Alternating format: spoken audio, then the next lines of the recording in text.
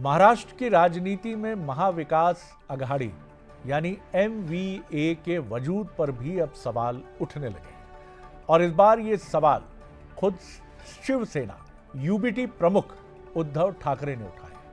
शिवसेना उद्धव गुट ने NCP शरद पवार गुट और कांग्रेस गठबंधन को लेकर एक इंटरव्यू में उद्धव ठाकरे ने ये बात कही है और उनका कहना है कि अगर विधानसभा चुनाव में भी वैसी ही देरी और रणनीतिक गलतियां दोहराई गईं जैसी लोकसभा चुनाव में देखने को मिली थी तो फिर इस गठबंधन का कोई मतलब नहीं रह जाएगा। उद्धव ने साफ तौर पर कहा कि लोकसभा चुनाव के बाद का जोश विधानसभा चुनाव आते आते व्यक्तिगत अहंकार में बदल गया। अगर यही तीनों दलों की हार की वजह भी बना तो उन्होंने माना कि कई सीटों पर उम्मीदवार तय ही नहीं थे और सीट बंटवारे पर चर्चा आखिरी वक्त तक चलती रही, जिससे जनता के बीच गलत मैसेज पहुंचा और महाविकास अघाड़ी को हार का सामना करना पड़ा। तो क्या जिस तरह राज और उद्धव ठाकरे साथ आए हैं उसी तरह उद्धव बीजेपी के साथ गठबंधन कर सकते हैं?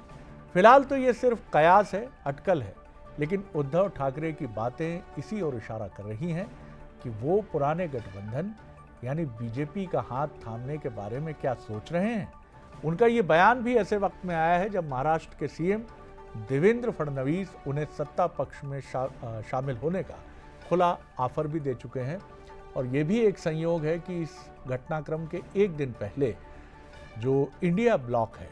उससे आम आदमी पार्टी खुद को अलग करने की घोषणा कर चुकी है।